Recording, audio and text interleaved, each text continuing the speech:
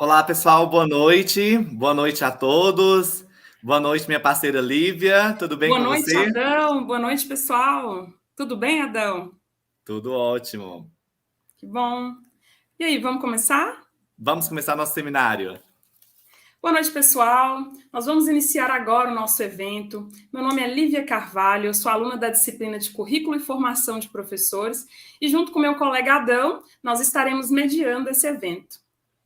É isso mesmo, Lívia. Boa noite para você. Que honra tê-la aqui conosco também nessa noite, nessa mediação desse nosso seminário. Eu me chamo Adão, estou também como aluno da disciplina Currículo e Formação de Professores. Sejam todos muito bem-vindos ao nosso seminário, que nós preparamos com muito carinho para todos vocês. Bem, o nosso seminário Educação em Debate tem a temática o currículo na pedagogia histórico-crítica, um evento organizado com muito carinho pelos alunos da disciplina isolada de mestrado em educação, a disciplina Currículo e Formação de Professores, que tem como docente a professora doutora Zilmar Santos Cardoso.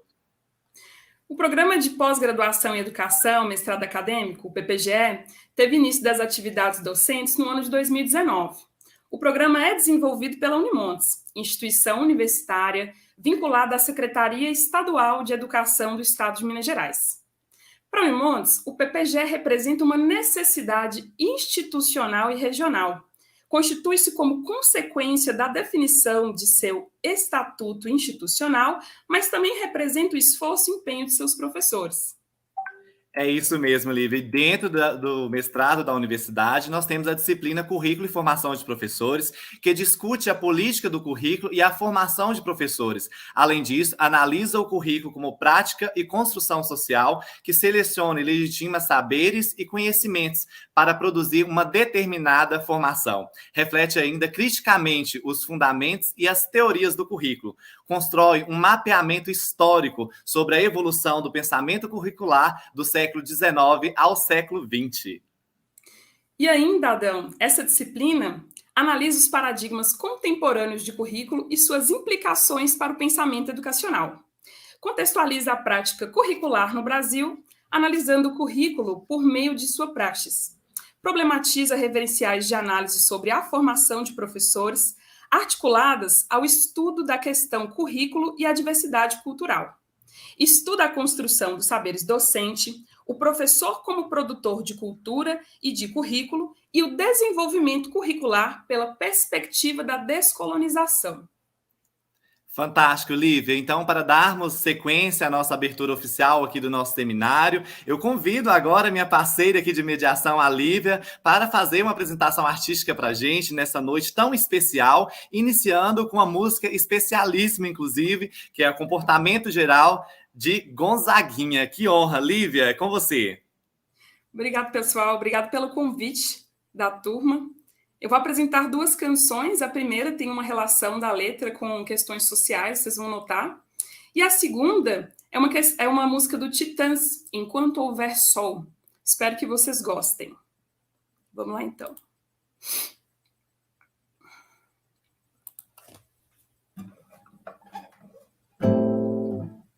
Você deve notar que não tem mais tutu e dizer que não está preocupado. Você deve lutar pela xepa da feira e dizer que está recompensado. Você deve estampar sempre um ar de alegria e dizer tudo tem melhorado. Você deve rezar pelo bem do patrão e esquecer que está desempregado. Você merece, tudo vai bem, tudo legal. Samba, cerveja, amanhã, seu Zé, se acabarem com teu carnaval. Você merece, tudo vai bem, tudo legal. Cerveja, samba, amanhã, seu Zé, se acabarem com teu carnaval. Você deve aprender a baixar a cabeça e dizer sempre muito obrigado. São palavras que ainda te deixam dizer por ser homem bem disciplinado. Deve, pois, só fazer pelo bem da nação tudo aquilo que lhe for ordenado. para ganhar um fuscão no juízo final e diploma de bem comportado. Você merece, tudo vai bem, tudo legal. Cerveja, samba e amanhã, seu Zé, se acabarem com teu carnaval. Você merece, tudo vai bem, tudo legal. Cerveja, samba e amanhã, seu Zé, se acabarem com teu carnaval. Você deve notar que não tem mais tudo e dizer que não está preocupado e obrigado, disciplinado, bem comportado e ordenado. Você merece, tudo vai bem, tudo legal, tudo vai bem, ordenado, disciplinado, ordenado.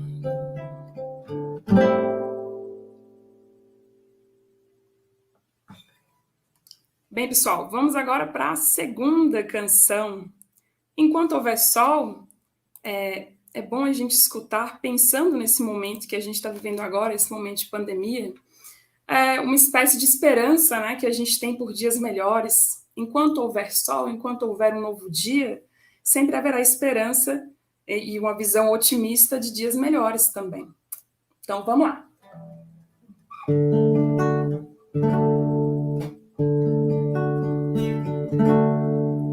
Quando não houver saída, quando não houver mais solução, ainda de haver saída, nenhuma ideia vale uma vida. Quando não houver esperança, quando não restar nem ilusão, ainda de haver esperança em cada um de nós, algo de uma criança.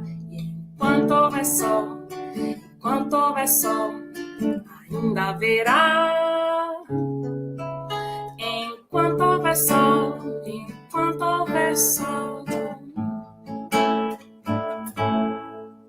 quando não houver caminho, mesmo sem amor, sem direção, a sós ninguém está sozinho. É caminhando que se faz o caminho.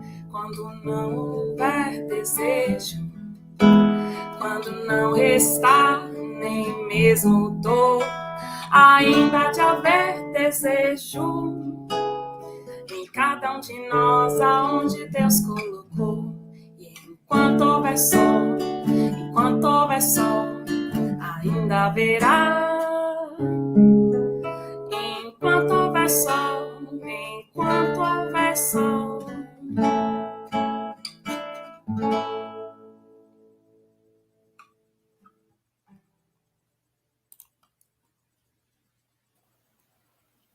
Nossa, meu Deus, que fantástico. Começamos assim com o pé direito, né, Lívia? Parabéns, viu? Que talento. Obrigado por sua participação. Além de nos ajudar a mediar, também tem uma apresentação belíssima como essa, né? Nós precisamos realmente acreditar, né? Acreditar, ser resistência, fazer com que as coisas aconteçam e que diminuamos cada vez mais com a injustiça social e que nós possamos também, né, Lívia, fazer com que tenhamos sol, não sol na educação, sol no emprego, sol para toda a sociedade, né? Parabéns, obrigado, viu, pela sua apresentação. Obrigada, Adão, obrigada pelo convite.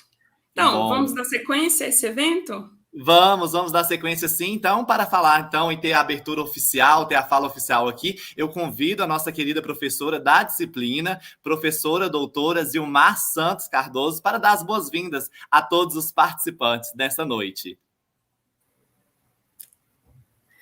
Boa noite a todos e todas aqui presentes. Nós agradecemos a presença dos professores, colegas nossos da universidade, dos acadêmicos da graduação. Estou vendo aqui os acadêmicos do curso de Pedagogia de Januária, aos acadêmicos do mestrado em Educação.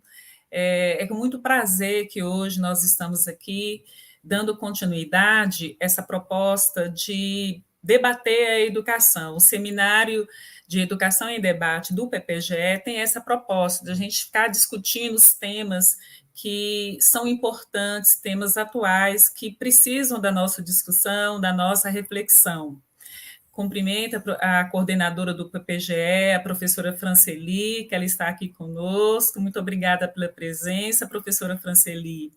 E é com muito prazer que hoje estamos aqui para discutir sobre as questões do currículo e a pedagogia histórico-crítica.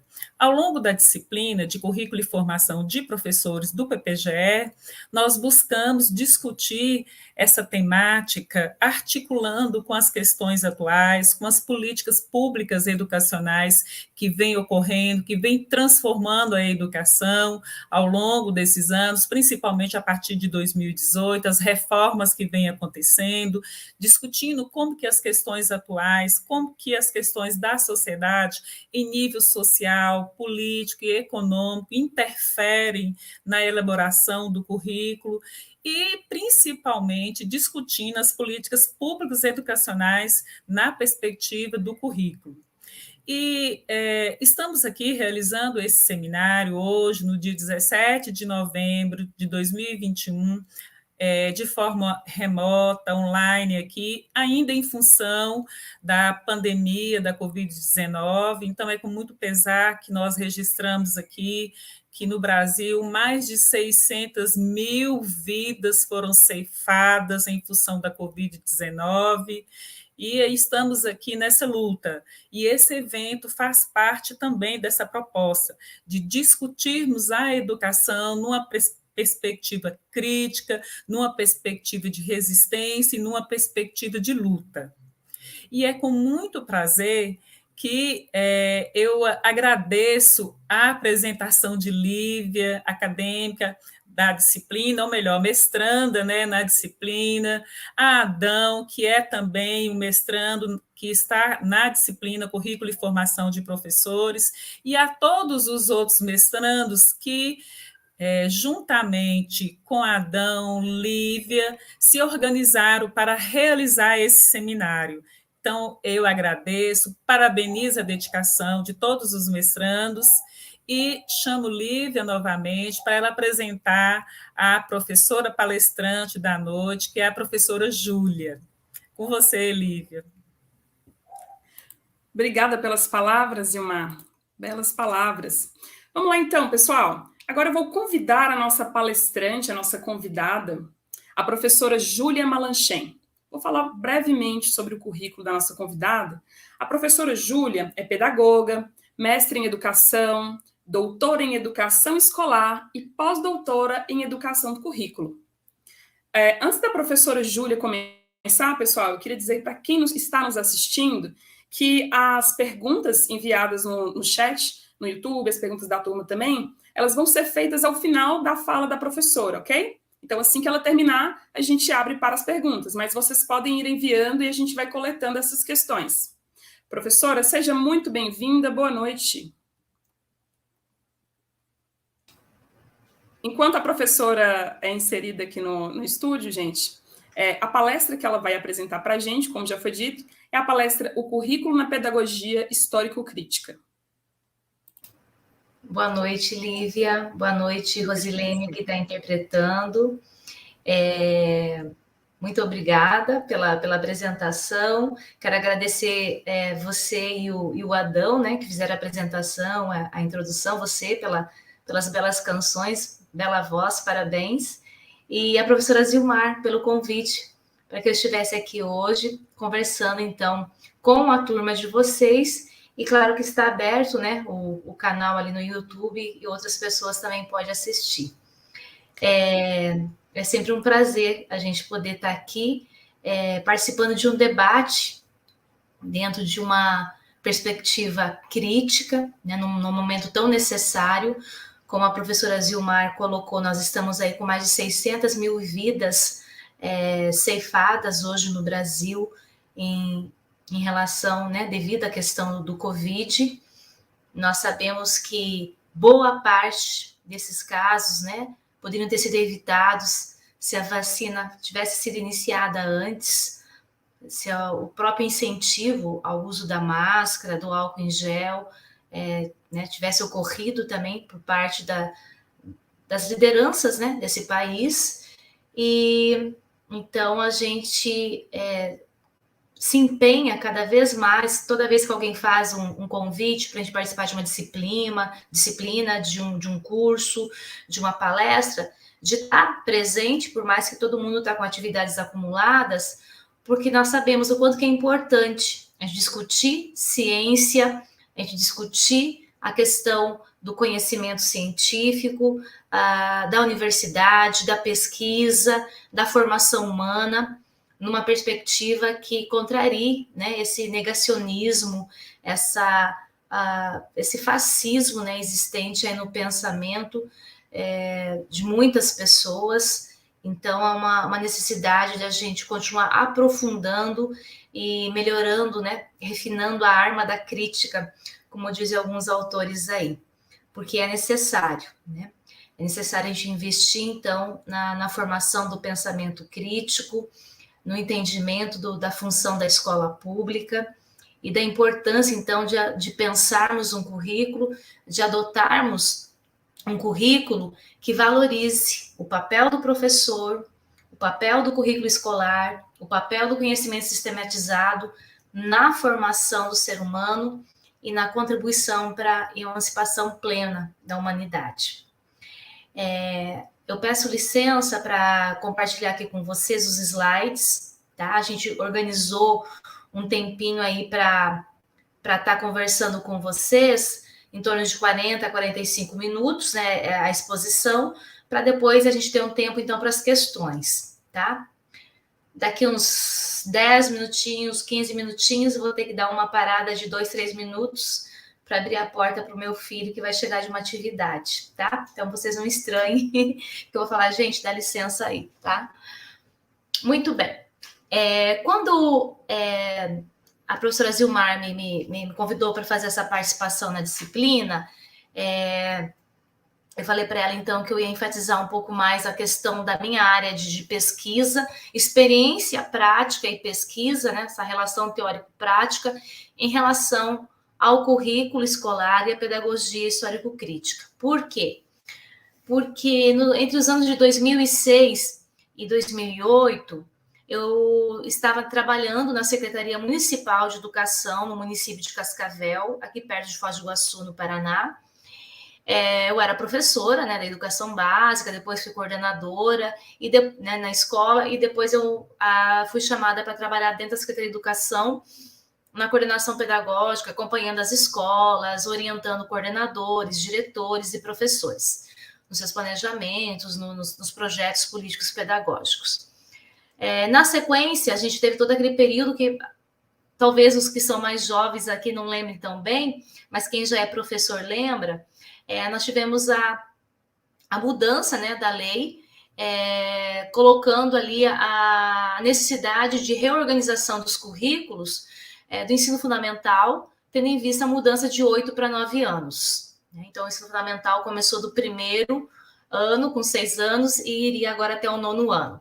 Junto com isso, também tinha necessidade de se organizar os currículos para a educação infantil, tendo em vista que a educação infantil, através da LDB, de 96, passou a fazer parte da educação, é uma etapa da educação básica, e muitos municípios, muitos estados não tinham ainda essa organização mais sistematizada, acabavam seguindo os referenciais curriculares para a educação infantil, né, que era uma adaptação dos PCNs aí. Então, nesse período, nós começamos a debater, a elaborar questões para pensar o currículo para a rede municipal de Cascavel. E eu estava junto, né, com uma equipe, então, estudando, debatendo e selecionando o melhor caminho para fazer essa elaboração, tentando fazer uma elaboração coletiva com os professores desse município. Então, inicialmente, nós buscamos textos do professor Saviani, do professor Nilton Duarte, da professora Lígia Márcia Martins, e de outros autores que pudessem nos levar a entender qual que seria o melhor caminho para a gente elaborar um currículo a partir dessa perspectiva, já que nós tínhamos decidido, enquanto rede municipal, que seguiríamos os pressupostos da pedagogia histórico-crítica. E naquele momento muitos elementos foram levantados, e um deles era entender, existe uma teoria curricular da pedagogia histórico-crítica? Qual que é a diferença entre uma teoria curricular e uma teoria pedagógica? O que é central quando a gente pensa currículo e pedagogia histórico-crítica? Então, foram elementos que a gente foi levantando ali na prática, né, de buscar fazer a construção de currículo, e na sequência eu fui para o doutorado, tentando esclarecer alguns elementos que eu não tinha conseguido esclarecer ali no momento da elaboração, né? Inclusive a compreensão de outras teorias que emergiram aí para a gente entender a questão da teoria curricular.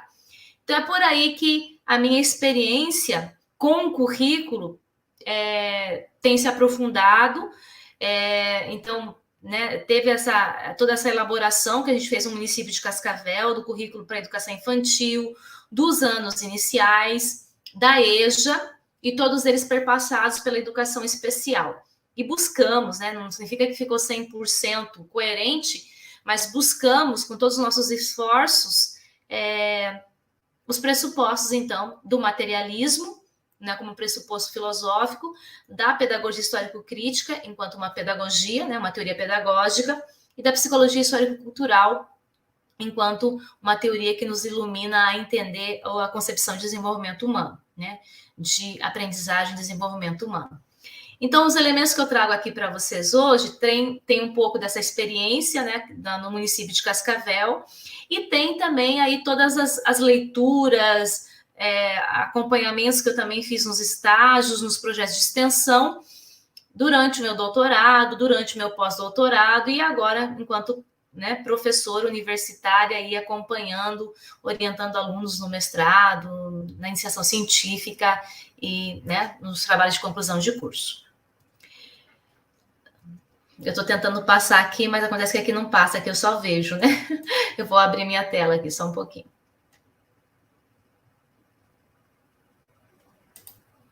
Tá. Então, a gente precisa entender, quando a gente fala de currículo e pedagogia histórico-crítica, que no campo do currículo, nós temos teorias curriculares. Assim como nós temos as teorias pedagógicas, as teorias psicológicas, as correntes filosóficas, as correntes sociológicas, nós temos um campo de estudo no campo do currículo, tá? Então, quando a gente fala de teoria curricular, a gente não está falando como se fosse teoria pedagógica, a gente está falando de um campo que se instituiu a partir da década de 20, do século 20, né? E começou a tomar corpo e tem, assim, várias, então, vertentes para a gente entender e chegar à conclusão de qual que é o cerne, qual é a direção que a teoria histórico-crítica, que é uma teoria marxista de currículo, compreende que são elementos essenciais que devem fazer parte da discussão e da definição da construção de um currículo. Então, inicialmente, nós temos ali no início da década de 20 do século passado, a teoria que é conhecida, né, como teoria tradicional do currículo. Mas alguns autores também chamam de teoria tecnicista, de teoria conservadora. Por quê? Porque como ela é a primeira elaboração que vai sendo feita para se pensar um documento que direcione o trabalho escolar, ela vem muito com a característica de como fazer isso, né? O foco muito na técnica, muito na organização técnica do documento. Tá? Então, que comportamento desenvolver, que objetivo atingir, né? Que técnica utilizar. Então, alguns autores colocam dentro de uma classificação como se fosse uma teoria tradicional, alguns colocam como, né, teoria conservadora, e alguns até entendem como uma teoria neutra, técnica, instrumental do currículo, né? Contestando essa teoria, começam a emergir alguns autores ali no final da década de 40, 50, entre a década de 60 do século passado, que começam a questionar, né, que um currículo não é neutro, que um currículo tem alguém intencionalmente direcionando a escolha de conteúdos, a escolha de formas, né? Selecionando determinados conteúdos em detrimento de outros, e aí então emerge um pensamento que contesta essa primeira, né, elaboração que define currículo, que alguns autores colocam como teoria crítica, alguns autores colocam como teoria contestadora, tá? Na sequência, fazendo uma incorporação de elementos da teoria crítica contestadora, mas entrando na discussão que envolve os diferentes grupos, os diferentes movimentos sociais existentes, emerge, né, uma nova faceta aí dentro da teoria curricular, que é conhecida como teoria pós-crítica, a teoria multicultural, a teoria pós-estruturalista, a teoria pós-colonial, ou até mesmo conhecida como uma vertente aí do pensamento pós-moderno, tá? Então, por que eu faço essa explanação? Para falar para vocês que a teoria histórico-crítica de currículo, que a pedagogia histórico-crítica tem sim uma teoria curricular e que ela não coaduna com nenhuma dessas três que eu comentei aqui com vocês, tá? A teoria histórico-crítica, por ser uma teoria amparada nos pressupostos filosóficos do marxismo, na questão da compreensão, então, da aprendizagem e desenvolvimento humano, da psicologia histórico-cultural, né, que é ali da teoria da escola de Vygotsky, ela é uma teoria que encaminha, define e tem princípios diferentes ao se pensar conteúdos, ao se pensar papel da escola, ao se pensar o que é fundamental fazer parte de um currículo que tem como objetivo final emancipar filhos e filhas da classe trabalhadora. Então, a gente coloca... Isso está no primeiro capítulo do meu livro, que resultou da minha tese de doutorado. Eu explico daí com mais detalhes essas teorias, né, que existem e a diferença delas para a teoria histórico-crítica. Então, o que nós defendemos enquanto pensadores que estão buscando contribuir com as discussões, com as elaborações, inclusive com a resistência à BNCC, quando falamos de teoria curricular histórico-crítica. Então, entendemos que o currículo é, sim, um produto histórico, é resultado de uma luta coletiva, é resultado de uma disputa entre as classes, né, classe dominante e classe trabalhadora, e que envolve a gente pensar não só questões neutras, como a primeira teoria lá, né, a teoria tradicional, e também não só questões de disputa entre grupos, como é o caso da teoria crítica, da teoria pós-crítica, mas que envolve uma totalidade maior de compreensão, de produção de conhecimento, de luta coletiva e de resultados, então, de produto histórico de elaboração da humanidade, tá? Então, quando a gente pensa um currículo a partir da pedagogia histórico-crítica, quando a gente busca definir isso, busca se fundamentar nisso, a gente coloca que é importante que a gente entenda os conhecimentos que fazem parte desse currículo, ou que a gente vai definir para fazer parte desse currículo, entendendo que isso faz parte de um movimento de contradição na sociedade e que a classe trabalhadora necessita acessar esses conhecimentos mais elaborados que foram produzidos e continuam sendo produzidos pela humanidade, para que ela consiga se compreender o nosso mundo e, quiçá, né, organizar uma luta coletiva aí pela transformação. Então, dentro da pedagogia histórico-crítica, a gente entende o currículo como uma seleção, sim, intencional, de uma parte da cultura universal que foi produzida por toda a humanidade. Então, desse modo, quando a gente fala de teoria curricular marxista, nós estamos falando de pensar em conteúdos universais, sim. Algumas pessoas falam, mas a gente vai ensinar o que foi produzido na sociedade burguesa, mas se a gente não ensinar o que foi produzido na sociedade burguesa, o que a gente vai ensinar? Né? Porque mesmo os movimentos sociais que estão aí postos, se colocando, né, na resistência, nos contrapontos, na corrente contra-hegemônica, eles estão produzindo tudo dentro de uma sociedade burguesa. A sociedade é burguesa. Nenhum pensamento, nenhum movimento social, nenhum movimento que se contrapõe está fora dessa sociedade para produzir. Está dentro dessa sociedade e precisa, então, compreendê-la por contradição e trabalhar por dialética, no sentido de entender como incorporar esses conteúdos e como transmitir ele para as novas gerações, né? Então, entende que o conteúdo que nós selecionamos hoje para ser inserido dentro de um currículo escolar, ele não pertence a uma classe ou a outra, ele pertence a toda a humanidade.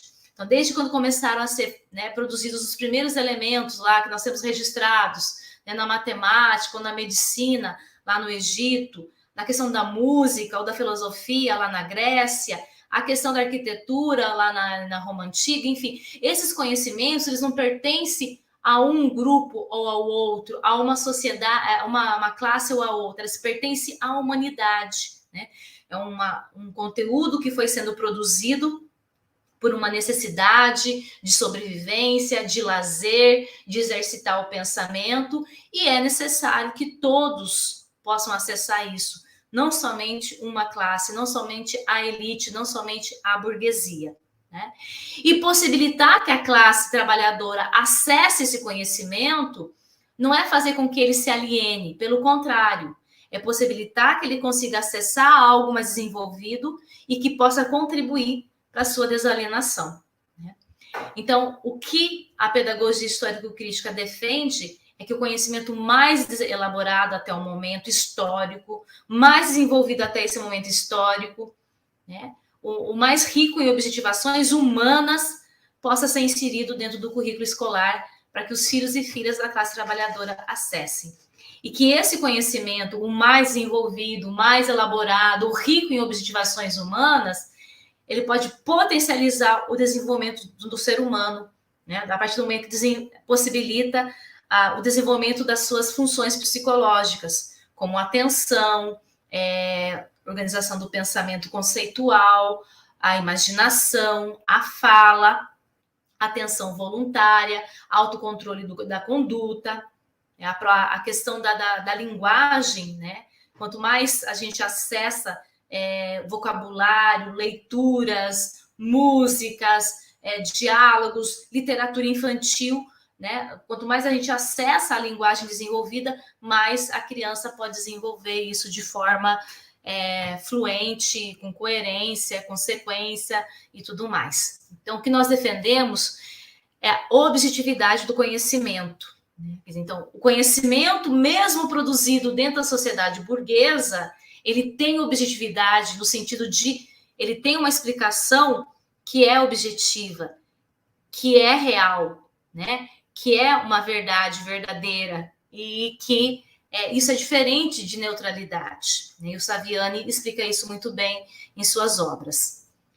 Então, o que nós colocamos que deve ser pensado no momento que é selecionado um currículo e no momento que o professor vai trabalhar esse conteúdo, né, curricular? O conteúdo, ele tem a sua especificidade enquanto objeto de uma disciplina, enquanto objeto de uma disciplina numa faixa etária, tá? Então, qual que é o objeto de ensino da matemática, da ciência, da história, da geografia, da arte, da língua portuguesa, da língua estrangeira, das ciências, da filosofia, da sociologia, da educação física, né? E junto com isso, a partir do momento que o professor tem essa formação também, que o professor também tem essa concepção, ele sabe que esse conteúdo não é um conteúdo técnico, asséptico, sem vida, sem cor, sem movimento. Esse conteúdo, ele é resultado de uma produção humana, né? Como o ser humano foi produzindo o sistema de numeração decimal, como o ser humano foi produzindo toda a questão do sistema de medidas, como que o ser humano foi produzindo a questão das operações matemáticas, como que foi compreendendo a questão do ecossistema, do sistema solar, como que foi construindo a sua concepção de localização e mapas e a questão cartográfica, como que foi entendendo e pesquisando e definindo as questões dos elementos químicos dentro da química, a questão da velocidade, da luz, do movimento na física. Então, cada disciplina tem o seu objeto, tem os seus conteúdos, mas eles foram produzidos pela humanidade por uma necessidade de explicação, uma necessidade de uso, uma necessidade de sobrevivência, uma necessidade de avançar e explicar os elementos que existem na natureza para além do senso comum, para além da sabedoria popular, mas com algo comprovado mais por métodos, né? Por métodos científicos, que daí que a gente desenvolve cada vez mais a ciência, né? Então, essa formação humana e política, que é o segundo ponto que a gente defende, que o professor tem que entender, que tem que compreender, é a maneira que ele vai trabalhar esse conteúdo. Ele não vai trabalhar esse conteúdo de forma asséptica, neutra, instrumental, utilitária. Ele vai trabalhar esse conteúdo com toda a formação que esse conteúdo tem, né? Com toda a elaboração e intencionalidade que esse conteúdo foi sendo formulado e acumulado pela humanidade, né? Entendendo, então, que esse conteúdo não caiu de uma nuvem na nossa cabeça, que não foi registrado numa pedra, né, por um ser divino, que ele não foi um cientista que descobriu assim do nada, eureka, que é resultado de, né, pesquisa, observação, anotações, registros e principalmente, né, os nossos avanços vão se dando porque a gente vai transmitindo para as novas gerações e ela vai aprimorando e cada vez mais explicando melhor elementos devido ao próprio avanço da tecnologia e dos métodos de pesquisa. Então, pensar um currículo a partir da pedagogia histórico-crítica exige a gente ter um projeto de sociedade, de educação e ser humano, diferente do que está posto aí. Nós temos um projeto de nação, de formação humana, liberal, burguês, extremamente gerencialista, e que simplesmente quer formar uma mão de obra barata, aligerada, e que vai servir os interesses do capital. E nós, na contramão, pensamos um projeto de formação humana, portanto, de sociedade, de escola e de currículo, que vise superar todas as desigualdades, né? Todas as diferenças existentes. Posto que, para a pedagogia histórico-crítica, o que traz toda essa discriminação, os preconceitos, né? A misoginia, a xenofobia e tudo mais, a violência, a gente estar dentro de uma sociedade dividida em classes, né? A gente fazer parte de um modelo onde a prioridade não é a vida humana, onde a prioridade não é o bem-estar de todos os seres humanos, a prioridade não é alimentar toda a população, a prioridade não é salvar vidas, a prioridade é acumular lucro. Então, para a gente pensar uma outra sociedade, para a gente pensar um outro futuro para crianças em situações de trabalho infantil, abuso sexual, prostituição, desnutrição, miserabilidade, é pensar numa transformação. E para a gente transformar essa sociedade, a gente tem que possibilitar que as pessoas entendam que é possível transformar essa sociedade, que essa sociedade não nasceu desigual, essa sociedade não nasceu capitalista, essa sociedade não nasceu dividida em grupos, em classes como ela está. Ela foi criada assim pelo próprio homem. Então, a gente tem que sempre colocar como questões prioritárias ao pensar um currículo, ao pensar um projeto político-pedagógico, qual futuro a gente deseja para a nossa humanidade, principalmente essas que estão em situações bem mais precarizadas do que nós, né? Que escola eles devem poder acessar? Qual tipo de conhecimento eles devem acessar dentro da escola? E qual sociedade a gente almeja para o futuro? Então, muitas vezes, quando o pessoal vem com o discurso, né, das metodologias ativas, das metodologias inovadoras, do design inteligente, trabalhar o que é significativo para o indivíduo, trabalhar o que ele vai entender no imediato, o que ele vai utilizar no imediato, não estão compreendendo que você está mantendo o indivíduo exatamente onde ele já está, não está sendo possibilitado que ele acesse conhecimentos para além da sua realidade, para além do seu grupo, para além da sua comunidade. Isso faz com que ele possa continuar daquele modo e não avançar, né? Então, possibilitar que o indivíduo acesse conhecimentos elaborados, sistematizados, ricos em objetivações humanas, não é sufocá-lo, não é oprimi-lo. Pelo contrário, é possibilitar que ele saia daquele mundo dele e compreenda o mundo para além da aparência, né? Que ele compreenda o mundo para além do lado visível da lua, como diz o professor Saviani. É possibilitar que a classe trabalhadora compreenda mecanismos de controle, como que funcionam os interesses numa sociedade, então, coordenada pelo capital e os capitalistas, que compreenda as relações que estão postas de domínio, de poder, e que isso não tem a ver só com cor, com gênero, com orientação sexual, mas isso tem a ver com classe, com a classe trabalhadora e classe dominante. Então, contribuindo para compreender um pouco mais o que eu estou querendo dizer, essa frase que o professor Saviani já escreveu lá no livro Escola e Democracia, que coloca: o dominado não se liberta se ele não vier a dominar aquilo que os dominantes dominam. Então, dominar aquilo que os dominantes dominam é condição de libertação. Então, acessar um conteúdo mais elaborado, acessar um conhecimento objetivo, histórico e científico, acessar uma cultura universal, não é negar o seu conhecimento local, não é negar a sua cultura popular.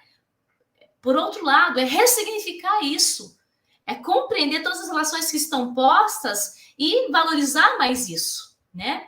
Mas se você fica na cultura local pela cultura local, se você fica no conhecimento local, no particular, sem entender o que existe de mais elaborado, mais amplo e universal, você acaba ficando numa militância esvaziada, limitada. Isso não faz com que a gente avance na organização de uma luta coletiva enquanto classe trabalhadora.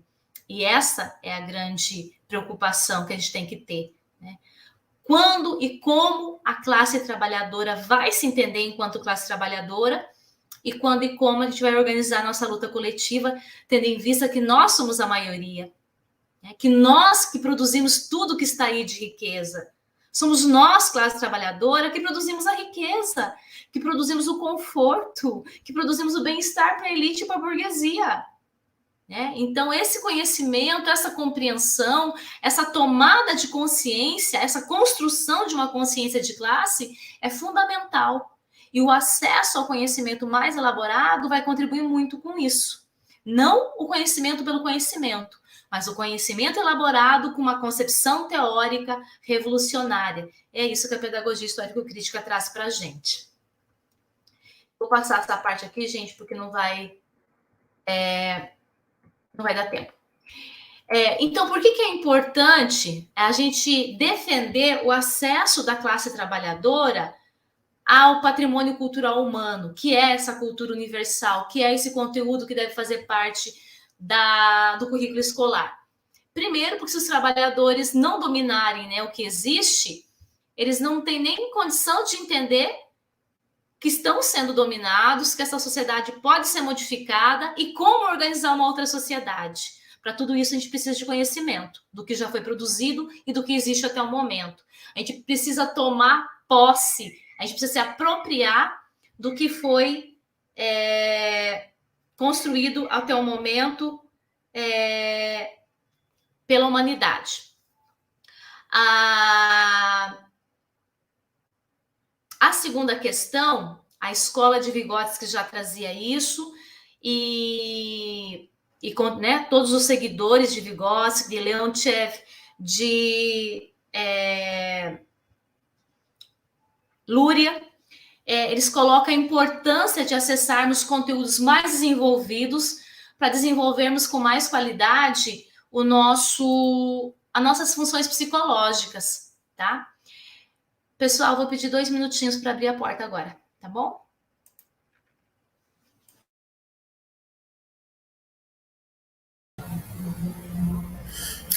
Então, pessoal, enquanto a professora Júlia foi lá abrir a porta para o filho dela, nós aproveitamos para lembrar vocês em relação à inscrição no evento, para a emissão do certificado.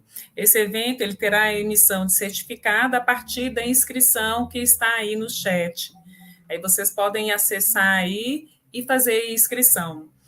E lembramos também que, após a fala, a professora Júlia ela gosta muito de perguntas, ela gosta do diálogo, ela gosta do debate, e aí se vocês tiverem alguma questão, alguma pergunta para a gente debater e colocar a respeito do currículo e da formação de professores nessa perspectiva crítica, vocês podem colocar aí no chat que a gente vai conversar com ela ao final da fala da professora Júlia. E aproveitamos também e agradecemos a presença de vocês aqui esse final de semestre, né, que a gente sabe que é tão tumultuado, está tão turbulento para todos nós, mas é uma fala necessária, igual a gente já viu aí, várias pessoas colocando aí no chat a importância de discutirmos a educação nessa perspectiva crítica, nessa perspectiva de tomada de consciência enquanto papel, enquanto educadores que somos, nessa perspectiva da teoria crítica. E queremos também salientar que, aí a professora Júlia voltou, salientar que o certificado que iremos emitir do evento é um certificado de 4 horas, tá bom? Professora Júlia. Não, e ainda minha amiga tinha esquecido de buscar ele. Quando eu me dei conta, eu olhei, eu fui ver ela falando, tô indo. Eu falei, meu Deus, o Pia tá perdido lá na escola. Ai, vamos lá, então. Dando continuidade aqui. Então, trazendo, então, né, essa defesa de por que defendemos o conteúdo elaborado, né, a cultura universal como elemento importante para a classe trabalhadora e sua emancipação, são por esses motivos, né? Primeiro, que é necessário, então, o ser humano, né, a classe trabalhadora, acessar o conhecimento nas suas formas mais desenvolvidas para compreender o que foi produzido até o momento, para compreender o nosso mundo na sua totalidade e, por aí, buscar, né, um movimento de transformação, tendo em vista que o modelo capitalista é totalmente excludente, injusto e desigual. E o segundo motivo é que isso também nos desenvolve enquanto seres humanos no sentido de funções psicológicas, né? Que mais para frente talvez eu fale um pouquinho para vocês isso. Umas coisas que eu estou passando, gente, é porque demandaria um pouquinho mais de conversa. Então, quais são as funções psicológicas superiores que, de acordo com a psicologia histórico-cultural, nós desenvolvemos de forma mais efetiva, de forma mais plena, a partir do momento que nós acessamos conteúdos mais desenvolvidos. A memória, atenção, fala, né, que é a linguagem, concentração, imaginação, sentimento, percepção, autocontrole da conduta e o pensamento conceitual que é organizado por tudo isso. Então, quando a gente acessa um conhecimento mais desenvolvido na geografia, na matemática, na arte, na educação física, nas ciências, na língua portuguesa, na história, tudo isso possibilita que eu saia da zona de desenvolvimento proximal e avance para o nível de desenvolvimento real, conforme a escola de Vygotsky nos explica, né? Nos comprova, e, enfim, vai mostrando essas relações dentro de todas as atividades que eles desenvolveram com crianças alfabetizadas, não alfabetizadas, com adultos alfabetizados e não alfabetizados. Então, acessar uma cultura mais desenvolvida, acessar um conhecimento mais complexo, possibilita que a gente também dê saltos, né, na organização, no desenvolvimento das nossas funções psicológicas superiores. E isso também possibilita que a gente supere algumas questões que a gente observa muito presente nas escolas, né? E não só nas escolas, depois das escolas, né? A gente tem percebido aí na nossa sociedade, né? As pessoas prisioneiras de raciocínios curtos, de compreensão irracional, negação da racionalidade, né? Tá vendo a coisa e tá negando, né? Então, é uma compreensão irracional pautados mais em imagem, tem dificuldade de lidar com conceitos, de elaborar conceitualmente questões da realidade. A necessidade do imediatismo, né? Se não vê a coisa acontecendo imediato, não consegue planejar, não consegue ver isso no campo conceitual ou pensar isso no futuro, não consegue compreender a realidade de forma objetiva. Então, essa organização do pensamento, essa organização da compreensão da realidade, ela se faz muito também pelos conteúdos que nós compreendemos, que nós acessamos, que nós nos apropriamos ou não. Né? Então, quando as pessoas ficam refém de memes, né, de redes sociais, de imagens, mas não conseguem ler um capítulo inteiro de um livro, um capítulo de um artigo, não consegue entender que a Terra, né, não é plana, não consegue entender a função da vacina no corpo humano, não consegue entender a diferença entre um vírus, um protozoário e uma bactéria. Né? Então, são limitações que essa pessoa tem de formação e que muitas vezes tem a ver com o não aprofundamento dos conteúdos nas próprias disciplinas. Tá? E aí resulta nisso que a gente tem visto, não é só no Brasil, né? O negacionismo existe no planeta. Tá? Mas, claro que não são todos que têm o presidente, né, fazendo esse papel, né, de negar o uso da máscara, negar o uso da importância do lockdown, né, principalmente lá no início, a importância da vacina, enfim, a questão de agilizar a questão da vacinação, que diminui, né, o movimento do vírus aí. Então, acaba resultando em compreensões fantasiosas, negacionistas, e que custam vidas. Custam muitas vidas. Estão custando. Então, o negacionismo ele tem a ver com isso, né? Quando os fatos são rejeitados, se ficam em cima de evidências e não de fatos, né? De fatos comprovados pela ciência, de fatos comprovados pela história, né? Acaba querendo se criar uma realidade à parte. Eu acredito naquilo que eu quero acreditar, eu acredito naquilo que me é conveniente, eu acredito naquilo que aquela pessoa que eu admiro quer que eu acredite. Né? Então, nega o que existe de comprovação por fatos. Né? Então, pensar um currículo a partir da pedagogia histórico-crítica, para ir encerrando, gente, quer dizer pensar uma concepção, entender o trabalho enquanto elemento fundante do ser humano. O ser humano se forma enquanto ser humano a partir da atividade do trabalho, mas não esse trabalho alienado, esse trabalho explorador, esse trabalho do mercado de trabalho, né? Mas o trabalho como elemento que produziu o ser humano. A partir do ser humano começou, né, a interagir com a natureza, construir os primeiros instrumentos, objetos, acumular esse conhecimento, transmitir para as novas gerações, e nesses milhares de anos a gente chegar nessa fase que a gente está no momento. Com quantas coisas nós já produzimos e que em nenhum momento, lá quando começou, né, a pesquisa a ser desenvolvida de forma ainda preliminar, né, lá na Idade Média, as primeiras observações do espaço, as primeiras experiências com a questão da aviação, com pintura, com tudo mais, a matemática, a física, né, nem imaginava que a gente ia chegar hoje a estar desse modo aqui, conversando com pessoas do Brasil todo, né, do planeta todo, a partir de uma tecnologia digital. Então, isso é resultado da ação do ser humano, da produção do ser humano a partir do trabalho. Compreender cultura, sociedade, ser humano, conhecimento e escola a partir do método materialista histórico-dialético. A pedagogia histórico-crítica não pode ser trabalhada sem a perspectiva marxista. Ela é marxista, Saviani produziu ela a partir do marxismo. Então, negar o marxismo da pedagogia histórico-crítica é a mesma coisa que tirar o cerne dela. Né? Trabalhar algo asséptico, neutro, e a pedagogia histórico-crítica não é asséptica e neutra. Ela é marxista, ela tem a classe que ela defende, que é a classe trabalhadora, e o acesso ao conhecimento mais elaborado pela classe trabalhadora. Defende o trabalho das disciplinas e seus objetos, e defende que se tenha uma formação de professores, né, inicial e continuada, a partir dessa concepção, né, que a gente possa aí estar trabalhando então com os professores planejamento, desenvolvimento humano, a partir disso.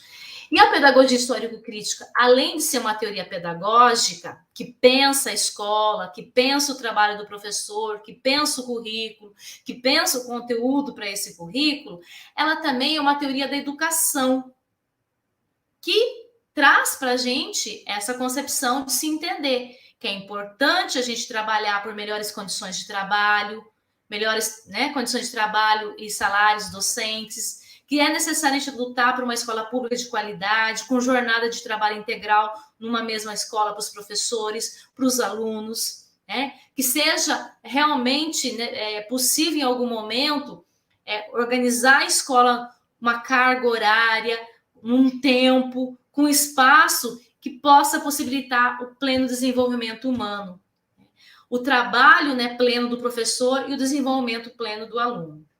Então, pensar a pedagogia histórico-crítica não é só pensar uma didática para a sala de aula, um currículo, é pensar toda essa questão mais ampla de sociedade, educação, formação humana e luta, né? Luta por condições aí de resistência e de emancipação humana, tá? Então, é preciso entender que a escola pública, quando eu falo de escola pública aqui, eu estou falando desde a educação infantil até o ensino superior, tá? Até a universidade.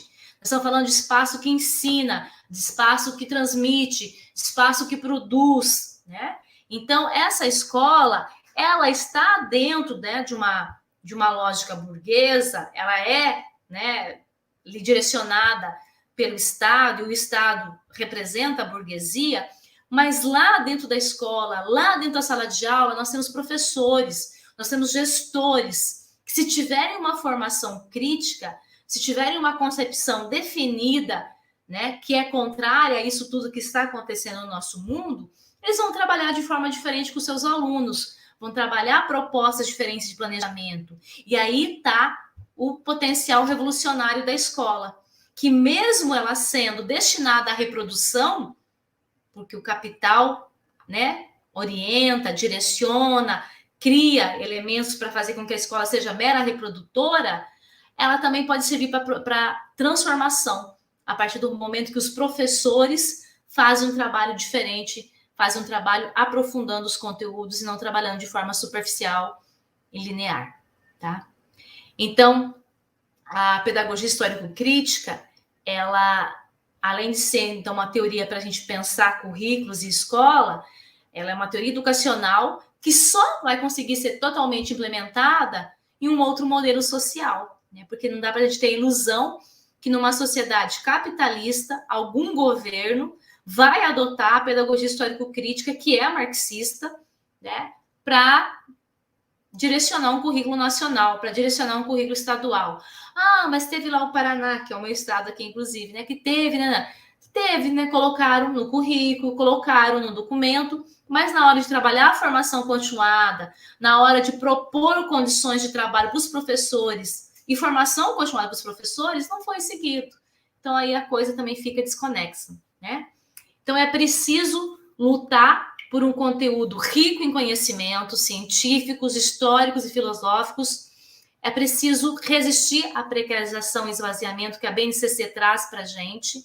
A BNCC é um desmonte da escola pública. A BNCC é um total direcionamento para o controle da formação de professores e de alunos da classe trabalhadora, e a gente tem que resistir a isso fazendo o nosso trabalho na nossa escola, na nossa sala, no nosso planejamento com os nossos alunos.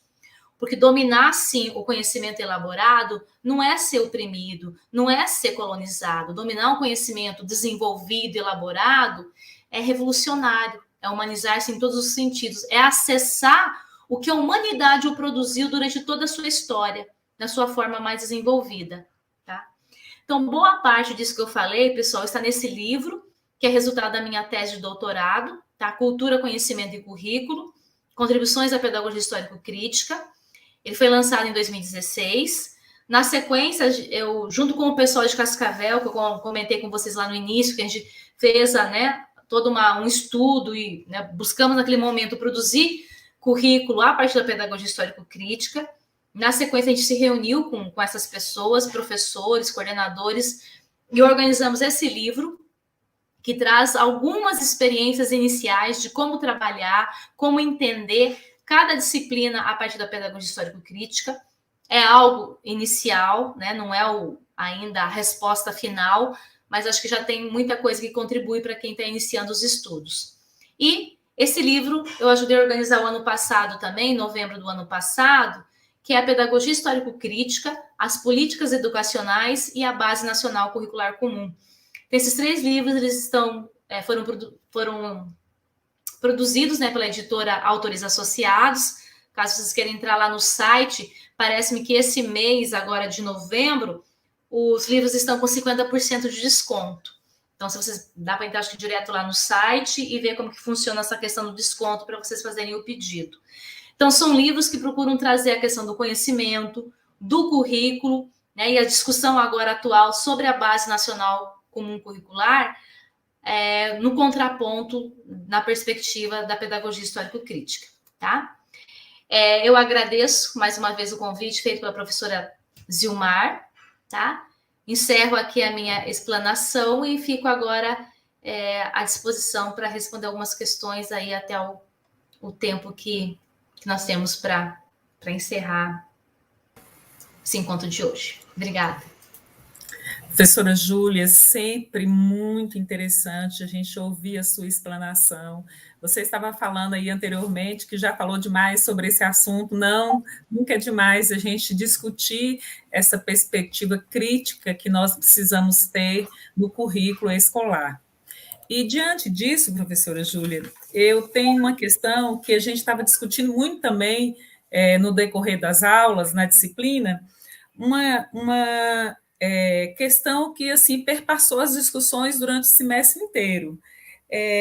Diante do que foi exposto, como que você enxerga qual o desafio ou os desafios na formação de professores na perspectiva da pedagogia histórico-crítica? E nessa mesma direção, nós temos também a professora Isley, que também fala, professora Júlia, é sempre um prazer ouvi-la, ela coloca, e ela também faz essa pergunta. Ela fala bem assim, ó, diante do que você colocou, então eu pergunto, o que você pensa sobre a reforma curricular dos cursos de licenciatura a partir das resoluções 2 de 2019 e 1 de 2020? E nessa mesma direção, falando de formação de professores e de currículo, aí o Giovanni, ele pergunta, Giovana Cardoso, ele pergunta assim, como inserir no currículo oculto uma pedagogia histórico-crítica sem prejudicar a questão epistemológica?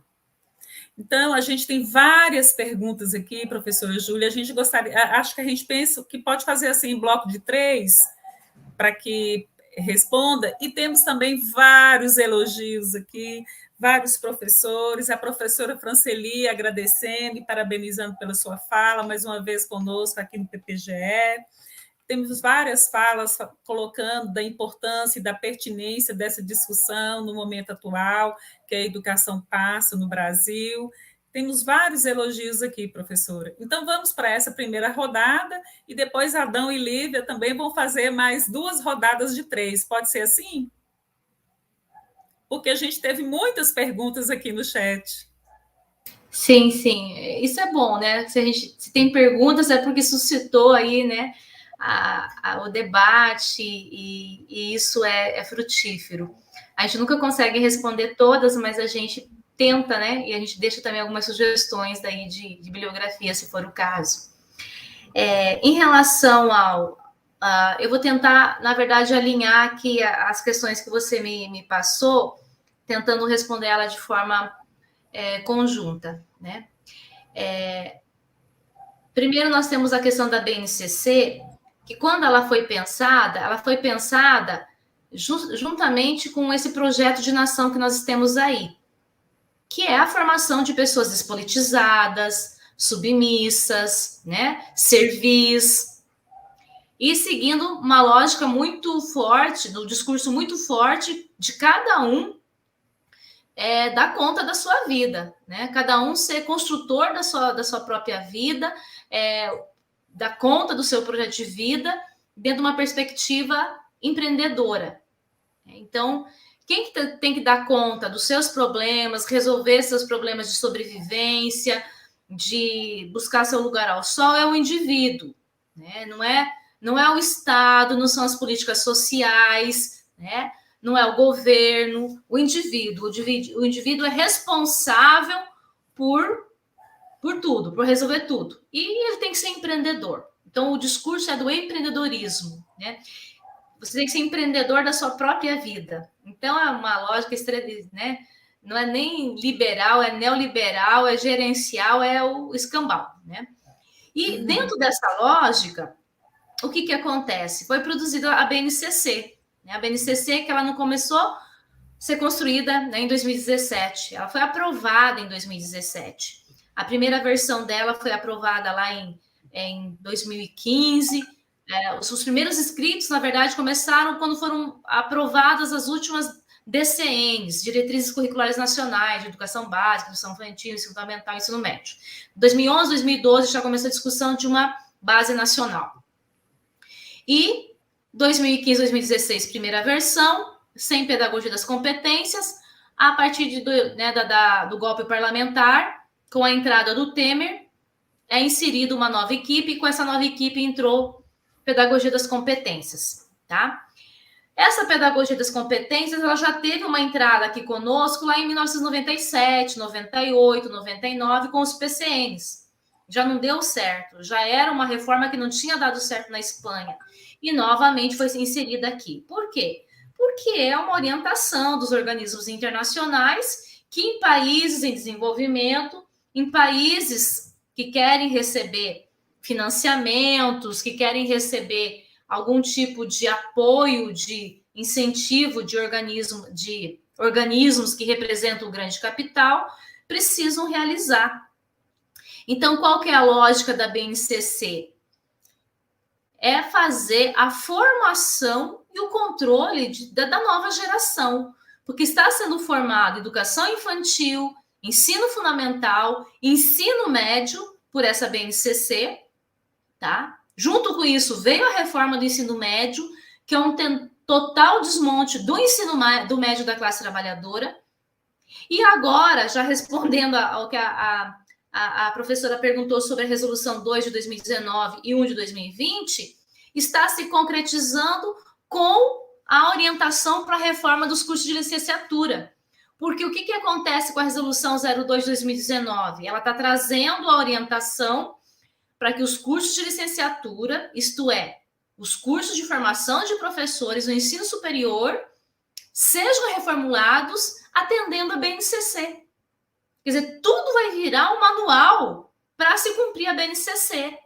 Tudo vai se virar uma apostila para ser trabalhada a BNCC. Então, o professor que está no ensino superior vai aprender a usar a BNCC para depois trabalhar com os alunos lá no ensino médio, ou no ensino fundamental, ou na educação infantil.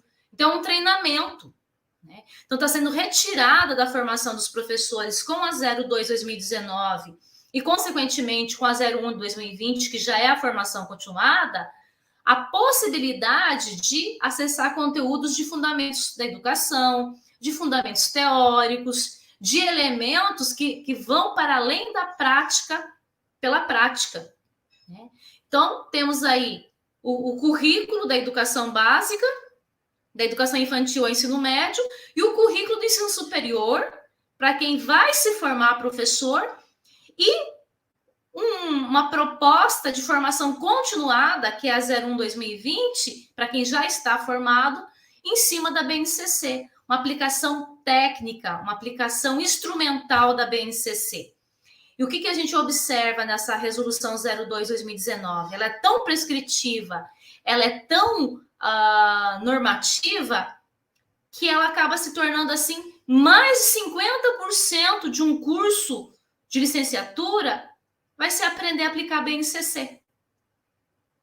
Então, é algo, assim, abominável, né? É tentar retirar a possibilidade de pensamento das pessoas. É pensamento crítico, do pensar para além do saber fazer, né? O pensar pelo fazer essas relações de totalidade, essas relações conceituais, as relações políticas, as relações críticas, né? E tudo mais que a gente faz a partir do momento que a gente acessa pensamento mais elaborado. Então, o grande desafio, Zilmar, e aí para a professora que eu não lembro que fez a questão ali, é a gente que já tem o domínio da pedagogia histórico-crítica, ou da gente que já percebeu que a pedagogia histórico-crítica é uma pedagogia que pode contribuir no movimento contrário, continuar aprofundando essa pedagogia com os nossos alunos, com os nossos colegas, para que a gente consiga formar no nosso meio de trabalho ou com os nossos alunos pensamentos que não sigam lip o que está na BNCC. Né? Porque eu sempre falo nas palestras que eu tenho dado, nos debates que eu tenho participado, assim, se o professor já internalizou o que é trabalhar com a pedagogia histórico-crítica, o que é trabalhar no movimento contra-hegemônico, o que é importante a classe trabalhadora dominar na escola, eles não vão deixar de fazer isso. Eles não vão regredir e vão falar, não, vamos trabalhar só os códigozinhos das competências, vamos trabalhar só o saber fazer pelo saber fazer, vamos trabalhar só, né, a competência ali como uma resolução de problema imediata, utilitária. Não, o professor que já domina isso, que já compreendeu que isso é um desmonte, é um ataque, é uma despolitização, é uma retirada da possibilidade de construção de um pensamento conceitual e crítico, ele não vai retroagir.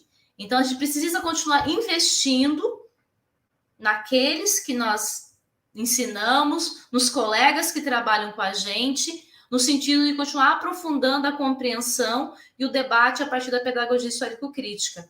Não vejo outro caminho, porque sem formação crítica não tem como fazer resistência, não tem como trabalhar diferente na sala de aula, não tem como trabalhar diferente na escola, né?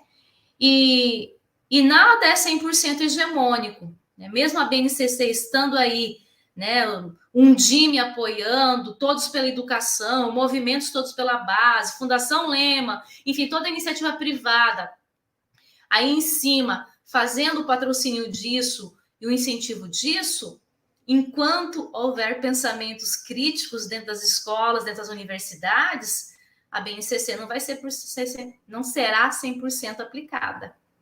Né? Então, é por aí o que eu tenho para falar e nos incentivar a continuar debatendo com nossos colegas e resistindo com os nossos colegas. Acho que em relação a esse primeiro bloco, eu tentei enfocar as duas coisas. 3, não lembro. Professora, que fantástico, né? Hein, Zilmar? Professora Zilmar, Lívia, legal demais, né? Vamos seguir, então, com as nossas perguntas e elogios. Muito bacana. Professora Júlia, a gente está aqui com mais de 100 pessoas de vários lugares, de várias universidades, o pessoal comentando, muito legal. Muitos elogios, inclusive. Então, já vou primeiro, antes da pergunta, fazer um pedido que foi solicitado no chat, se a professora pode disponibilizar a apresentação. Foi solicitado, pedido aqui, para a senhora puder disponibilizar, nós encaminharemos para os nossos participantes. Tem aqui também um elogio do Reginaldo para a senhora, e ela fala que a sua fala é muito pertinente, e fala que pensar no futuro é pensar numa escola que oportunize saber e igualdades a todos, e agradece pela palestra. Então, seguindo aqui com as nossas perguntas, professora, vamos à primeira pergunta aqui do nosso colega Pedro Rosa. Então, ele coloca assim, João Pedro Rosa, ele coloca, excelente, Júlia, fica aqui para a gente problematizar. Como podemos pensar um currículo dentro de um ambiente escolar que tem sua estrutura aparelhada ideologicamente pelo Estado? Eu posso colocar mais uma pergunta junto, Adão, para responder? Claro. Sidneia Lopes, que inclusive é professora também de educação básica, colocou aqui quais perspectivas para que a escola, universidade e comunidade escolar executem o currículo para emancipação cidadã em tempos de ensino híbrido?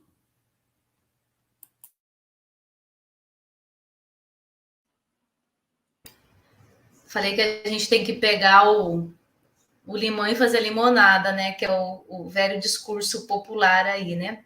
Ao mesmo tempo que nós tivemos um acúmulo de atividades e eu penso que a educação básica sofreu bem mais que nós no ensino superior, porque os jovens, os adolescentes, as crianças e as crianças pequenas na educação infantil, que tipo de conhecimento conseguiram acessar durante esse tempo aí de ensino remoto. E aí já deu para observar a falta, né, da interação, a falta da presença do profissional professor, e como isso acaba prejudicando, então, o desenvolvimento e uma aprendizagem, um desenvolvimento mais pleno dos indivíduos. Para falar sobre isso, eu vou retomar que eu fiz uma pesquisa sobre educação à distância lá entre 2006 e 2007. Foi a minha dissertação de mestrado. E lá a gente já colocava, né, a problemática da educação à distância, que veio com um discurso democratizante. É uma possibilidade de levar a educação a todos, as regiões mais distantes, as pessoas que não conseguem, né, ir para a universidade e tudo mais. A gente sabe que o discurso é um discurso sempre falacioso, né?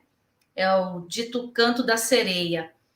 Então, o capital ele acaba se apropriando, né, de tudo. E ele se utiliza das fatalidades, inclusive, para ir colocando o seu projeto em prática. Então, tudo isso para dizer para quê? O ensino híbrido, uma parte, inclusive, do ensino presencial, tanto no ensino médio como no ensino superior, ele já estava previsto antes da pandemia. Tá? A própria reforma do ensino médio, que é a lei, agora que eu não estou lembrando o número, que é 13 alguma coisa, eu acho, ela já trazia lá que 30% a 40% do ensino médio, 30% do ensino médio diurno, e não lembro se até 30%, 40% do ensino médio noturno, poderia ter uma parte das disciplinas à distância. Quer dizer, é trazer o ensino à distância para o ensino presencial. Já é híbrido, já é um início do híbrido. A gente sabe que tem diferentes, né? O que é híbrido? Tem gente que defende, não, mas o híbrido é interessante, porque é trabalhar com a tecnologia, que não sei o quê. Gente, né? Cai a ficha. Nós somos num país, né, da América Latina, com condições precarizadas, nós estamos aí com milhões de desempregados, nós estamos aí com, né, um número muito grande de mortes, ainda não conseguimos estancar essa questão das mortes aí pelo Covid e tantas outras doenças, e aí as pessoas querem acreditar que é possível fazer um ensino híbrido de qualidade no Brasil. Mas se o professor quiser, cai novamente a culpa no professor. Não dá para fazer ensino híbrido de qualidade num país onde falta comida para as crianças, onde falta professor nas escolas, onde não se tem uma sala decente para dar aula, onde não se tem um quadro, onde não se tem um computador decente.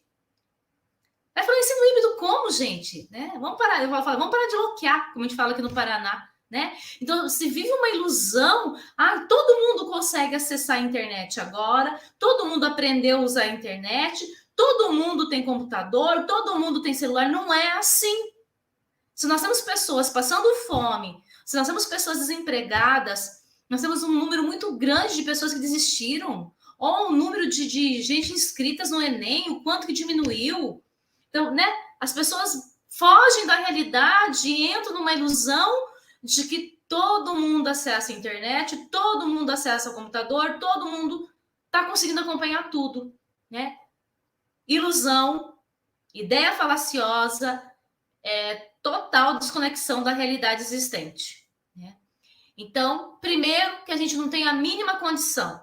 E segundo, que se a gente tivesse condição material, condição estrutural, isso tem que ser alguma coisa construída muito lentamente, muito devagar, e ainda eu acho que serviria mais para a gente trabalhar com adultos, jamais com crianças, jamais com adolescentes, jamais com jovens, que precisam sim da interação, da mediação do professor, daquele profissional que é experiente, daquele profissional que se formou para fazer aquilo, né?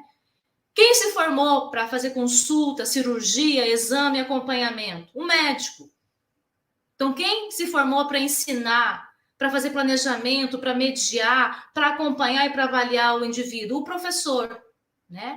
Então, a gente precisa desse profissional presente, né?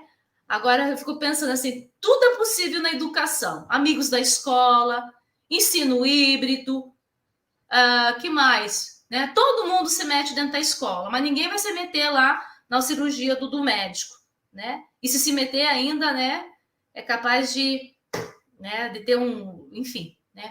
Eu falei esses dias, quando não se tem uma formação adequada, inclusive o engenheiro, né? Aqui em Foz do Iguaçu a gente teve no início do ano uma laje que caiu em cima de 2 ou 3 engenheiros que estavam embaixo da laje, inclusive no momento que ela estava sendo colocada. Claro que foi trágico, ninguém né, ficou feliz com isso, mas a gente falou assim, mas que formação esses engenheiros tiveram para estar embaixo da laje na hora que ela estava sendo colocada, né? Que até né, a pessoa que trabalha na construção civil mais simples já sabe que no momento que está sendo feito isso, ninguém deve estar ali embaixo. Então tem a ver com formação, tem a ver com conceitos, tem a ver com preparação. Então não é qualquer pessoa que pode ensinar e não é de qualquer modo que a gente vai ensinar e que a gente vai transmitir conteúdo para as novas gerações.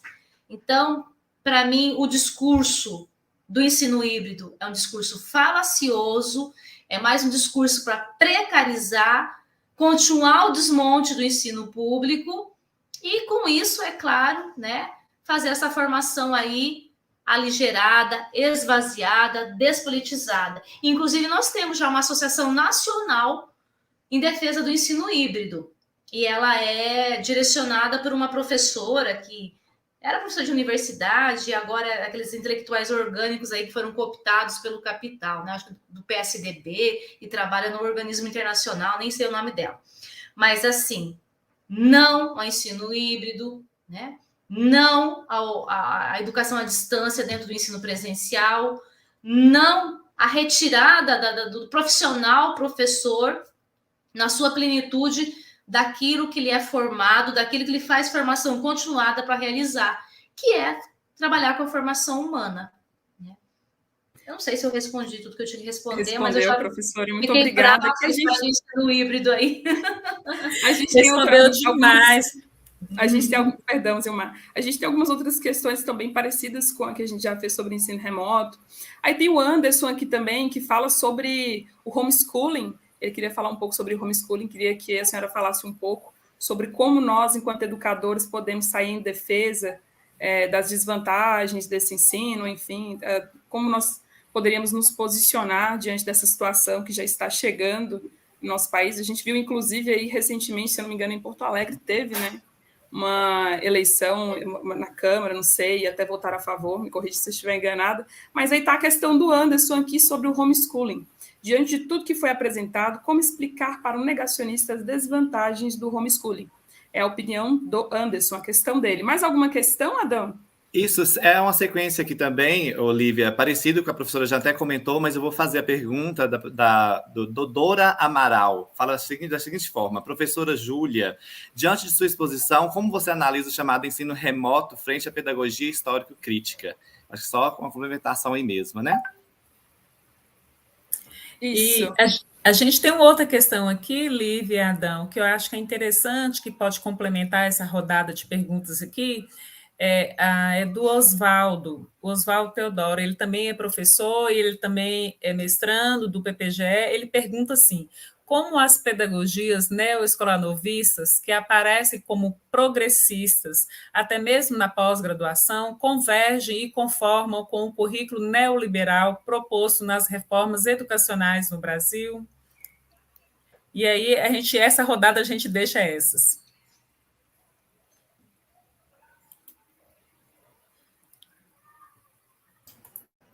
Muito bem. Primeiro que a questão do homeschooling, gente, tem a ver com um determinado grupo religioso, inclusive, né? Quem faz a defesa do homeschooling são alguns grupos, né, religiosos que eles querem fazer a formação dos seus filhos, enfim, em casa, conforme a sua doutrina, conforme as suas crenças. querem evitar contatos com a escola que tem, né, essa ilusão de que a escola consegue ficar formando pequenos revolucionários mesmo, né? Se fosse, a gente não tava nessa bagunça que a gente está hoje, né? Quem dera a gente tivesse a força que eles acreditam que a gente tem. Mas eles nem acreditam que a gente tenha tanta força mesmo, é porque eles querem fazer a formação de acordo com a doutrina, né? O pensamento religioso deles. Só que nós temos aí, assim, né? Várias questões, né? A primeira é que, assim, não só que em casa eles não vão conseguir fazer uma formação, né, adequada, tendo em vista que não tiveram formação para isso, mas que lá estudou para ser professor, né? Nós estamos falando de geral, a gente não está falando de coisas específicas, né? No geral, a população nesse período de pandemia aí quase se matou para conseguir acompanhar os filhos nas tarefas enviadas, né? Ou por computador, quem conseguia acessar, ou por celular, ou as impressas, né? Então, imagina como que vai ser a formação totalmente em casa. Tá? Então, já é uma primeira questão. A segunda, que nós sabemos que tem muitos casos, e daí não adianta a gente ser romântico, de abuso sexual, de assédio moral, de violência doméstica, que são acobertadas com essa não ida das crianças para as escolas, né? Não que isso seja, né, todo mundo que decidiu, né, que quer fazer homeschooling, acontece isso. Mas a gente está falando que um grande número de casos de abuso sexual, de violência doméstica, né, de violência contra a criança, são descobertas quando vão para a escola. Então, se ele não for para a escola, como que isso vai ser descoberto? Então, não é só isso. A gente sabe que são múltiplas determinações, como já falava Marx. Mas o homeschooling, ele carrega muitos problemas. O de fazer aquilo que eles falam que a gente faz e que a gente não faz, que é a doutrinação ideológica, é doutrinar o indivíduo em casa sobre aquela perspectiva e não, né, ele não ter nenhum tipo de convivência com outras perspectivas, e também acobertar, né, muitos desses casos que eu coloquei aí. Sim, tem muitos municípios que colocaram em votação, que colocaram, eu acho que até que o município de Cascavel, aqui perto de Foz, colocou, no primeiro momento foi aprovado, mas eu acho que, assim, que para avançar isso, gente, demora. Pode ser que alguns casos aconteçam e tal, mas, assim, não acho que seja algo que vá dominar o nosso país, não. Até porque a pandemia assustou muita gente aí de ficar com essas crianças em casa, ensinando essas crianças em casa, né? Já provaram um pouquinho do problema de ficar tentando ensinar as crianças em casa e tudo mais, tá? Em relação ao ensino remoto, o que tem um texto do professor Saviani junto com a professora Ana Carolina Galvão, tá? Se vocês podem acessar na internet, ensino remoto, e se alguém tiver aí e puder disponibilizar, eu não vou lembrar o nome agora, mas eu trabalho ele sempre com a disciplina, trabalhei, né? Na verdade, a disciplina que eu fiz esse ano, e vou trabalhar de novo agora para a gente pensar assim, de que outro modo, né, poderia acontecer o ensino em tempos de pandemia, né? Como fazer? Na verdade, a gente assim, educação na pandemia, a falácia do ensino remoto, do Demerval Saviani e da professora Ana Carolina Galvão, está dentro de uma revista que foi organizada, que se chama Universidade e Sociedade, tá? Mas se digitando no Google, deve aparecer bem rapidinho. Ou se alguém tiver o link aí, coloca no chat para vocês. O que o Saviani e a professora Ana Carolina colocam ali? Esse ano ainda a gente já conseguiu, né, se organizar mais e tal. Mas o início do ano passado foi uma euforia para começar a aula imediatamente, para não se perder um minuto, né? Quer dizer, você ninguém de uma forma mais criteriosa, mais organizada e realmente preocupada com o ensino e com a aprendizagem da população, pensou num planejamento mais adequado. Então, assim, vamos passar tudo para as plataformas, né? mandar sinais de TV, vão acessar o Google Classroom, aquela coisa atropelada. E nessa correria, muita gente perdeu o conteúdo, muita gente desistiu, muita gente não acessou, ou muita gente foi aprovado sem dominar, né? Então, não é a vantagem, né? Você simplesmente passar de uma série para outra sem dominar conteúdos, que em algum momento vão fazer falta na sua vida, não só pensando no Enem ou pensando a próxima série, mas pensando a questão mesmo de formação humana, né? E o que eles colocam ali é que, num primeiro momento, deveria ter sido cancelado o calendário letivo, né? Isso não significa ficar sem contato com os alunos ou ficar sem desenvolver conteúdos com os alunos, mas fazer projetos diferenciados, que fossem possíveis de ser acompanhados e trabalhados com esses alunos, no sentido de não perder o contato, escola, professor e alunos, mas não no sentido de ficar se cobrando o mesmo conteúdo como se fosse presencial, né? Então, é algo incoerente. Então, a proposição nesse texto ali é de que, né, fosse usadas tecnologias na medida do possível que elas poderiam ser utilizadas, mas para desenvolver conteúdos diferenciados, né? Ou até mesmo retomado conteúdos de anos anteriores ou desenvolvido alguns projetos de trabalho, mas não tentar seguir a mesma lógica do ensino presencial no ensino, vamos dizer assim, improvisado, né? Aligerado e montado da maneira rápida que foi montada, sem o acesso de todos os alunos e professores de qualidade a isso, tá?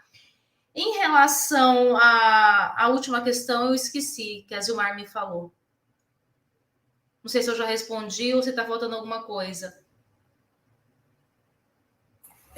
Foi uma questão que foi colocada pelo Oswaldo. Ele está discutindo a questão da... Deixa eu ver se eu acho ela aqui. Ele está discutindo a questão de como que essa questão do esquema neoliberal está diante da pedagogia progressista, o escolanovismo como metodologia ou pedagogia progressista, e como que você enxerga isso diante a pedagogia histórico-crítica? Tá joia. O professor Saviani, naquele livro Escola e Democracia, ele já fez uma análise da escola tradicional, da escola nova e da escola tecnicista, colocando que elas não são críticas, né? Que são pedagogias não críticas. Por quê? Porque a pedagogia tradicional trabalha o conteúdo clássico, mas trabalha sem a devida concepção teórica revolucionária, né? A pedagogia nova, que se diz revolucionária, acaba retirando o conteúdo desenvolvido, o conteúdo clássico da sala de aula e focando nos métodos, nas metodologias. Então, esvazia tanto o conteúdo como o trabalho do professor. E a escola tecnicista, o foco também, de certo modo, é no mesmo que a da escola nova, que é o método, a metodologia de ensino, e não o conteúdo e não a formação humana. Então, isso quer dizer o quê? Que a escola nova, para o professor Saviani, nessa primeira análise dele, a gente concorda com ele, ela não está diferente da lógica da escola tradicional, da escola tecnicista e de todas as vertentes que se desdobraram disso. Pedagogia de projetos, pedagogia das competências, pedagogia da paz, pedagogia do amor, metodologias ativas, design inteligente, construtivismo. Porque o que é cerne dessas pedagogias ou dessas teorias pedagógicas?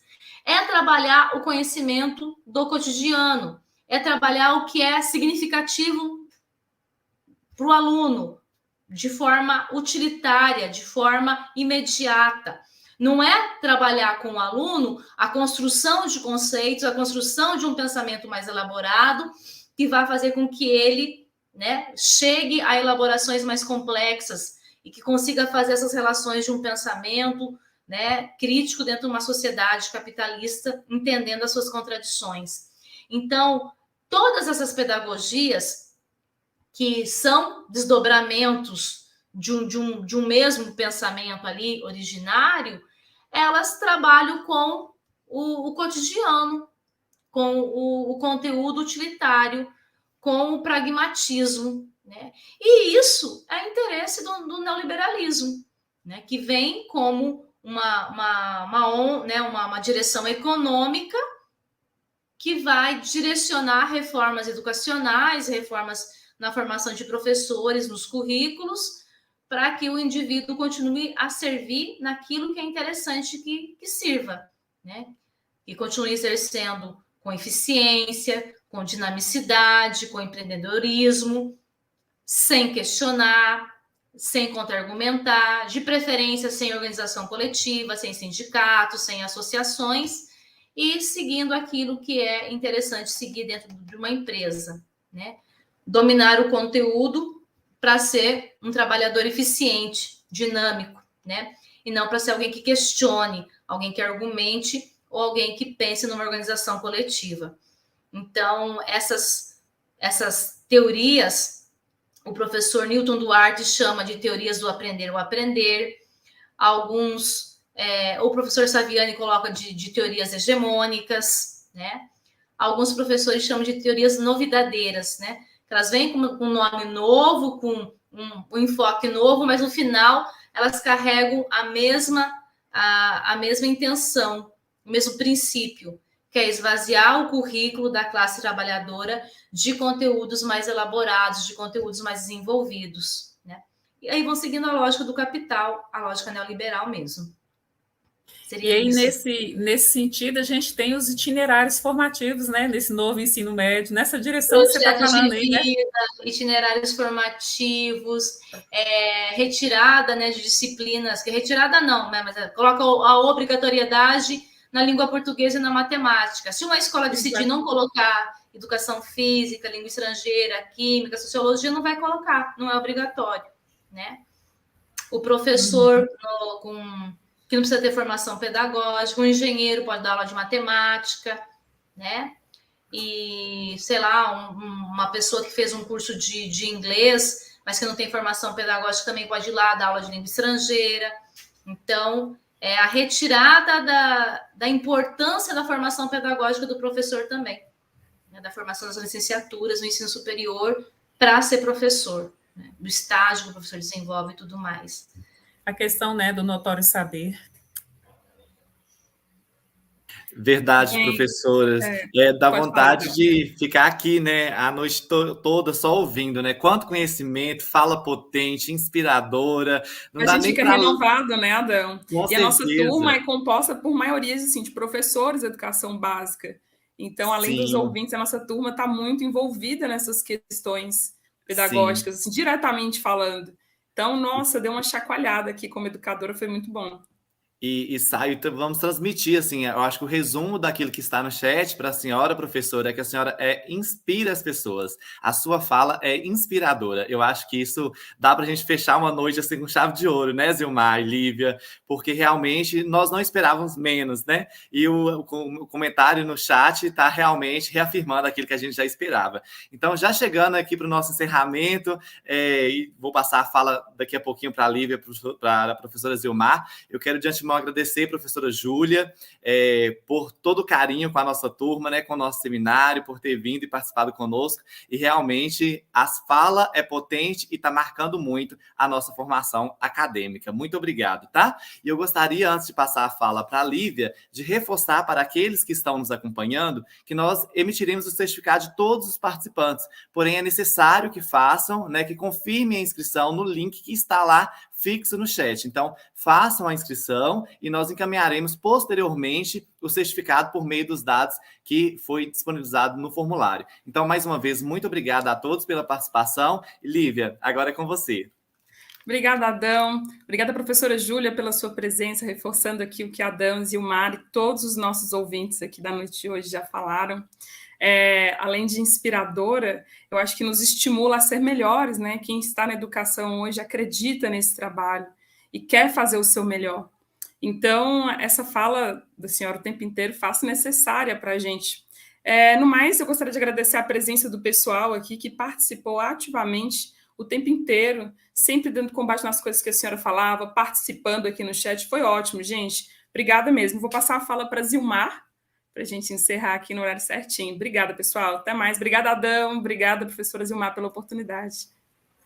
A gente tem muitas outras perguntas, professora Júlia, que não foi possível fazer, mas é porque a gente já está com quase 1h45 aqui, e aí a gente sabe que cansa mesmo, então, assim, a gente vai deixar aqui para uma nova fala sua aqui na universidade, para a gente discutir o que foi colocado, que não houve tempo para isso. Agradecemos muito, o mestrado em Educação da Unimontes agradece demais, professora Júlia, a sua contribuição, a sua reflexão nesse momento tão crítico, tão necessário, e principalmente a questão da formação de professores. A gente vem discutindo muito essa questão, né, das licenciaturas, das mudanças, das reformas propostas por essas últimas 2 resoluções, e a sua fala vai nos ajudar muito na discussão em como nós vamos fazer para reformular os PPCs dos cursos de licenciatura. Agradecemos a Rose, muito obrigada, Rose, por estar conosco aqui, tadinha, ela sozinha para fazer a interpretação aqui, muito obrigada, Rose, pela sua presença. Agradeço demais a turma da disciplina de Currículo e Formação de Professores, que contribuiu muito para a realização desse evento. Obrigada, Adão, obrigada, Lívia. Luiz, que está aí nos bastidores com a gente, nos ajudando sempre. Então, professora Júlia, a gente aí coloca de novo a sua fala para você fazer as suas considerações, e a gente agradece pela sua presença. Eu só quero agradecer, Zilmar, pelo convite. Agradecer a Rosilene, que, coitada, né? Sozinha aí, ficar 2 horas fazendo a tradução. Parabéns e desculpa, né? A gente não para de falar. Adão e a Lívia, que, né, super dinâmicos e carinhosamente fizeram a apresentação e ficaram mediando, e a todos que estão aqui participando e fazendo pergunta, e concordando, discordando, enfim, o debate é isso, né? A gente sempre fala que o debate existe justamente para a gente ir aprimorando aquilo que a gente precisa aprimorar e argumentando com fundamentos teóricos, né? Aquilo que a gente deve argumentar. Então, obrigada. Que bom, né, ter essa oportunidade de conversar com vocês, mesmo à distância. Essa é a limonada que a gente acaba fazendo, né? Mesmo com toda essa problemática da pandemia, a gente conseguiu melhorar essa comunicação, não precisando fazer, né, presencial, que se fosse fazer presencial a gente não conseguiria, né? Pela família, pelo filho, pelo trabalho e tudo mais. Então, é isso, né? Acho que a gente tem que incorporar por superação aquilo que ficou para a gente nesse trabalho remoto, nesse trabalho usando as tecnologias digitais.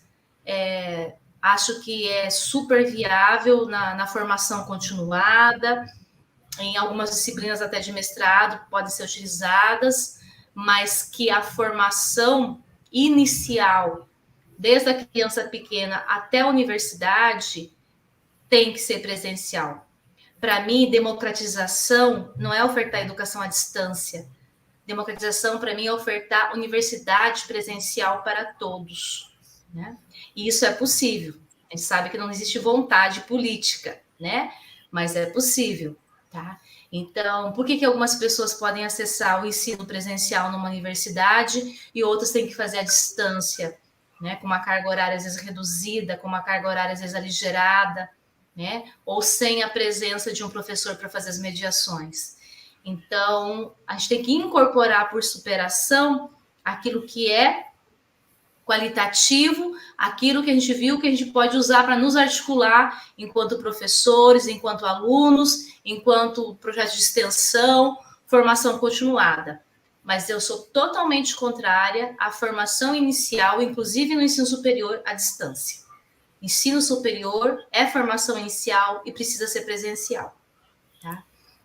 Então, seguimos lutando por uma educação pública de qualidade, pesquisa, extensão, um currículo escolar para o ensino médio, para a educação infantil, que é educação, para o professor de educação infantil, que é professor, né?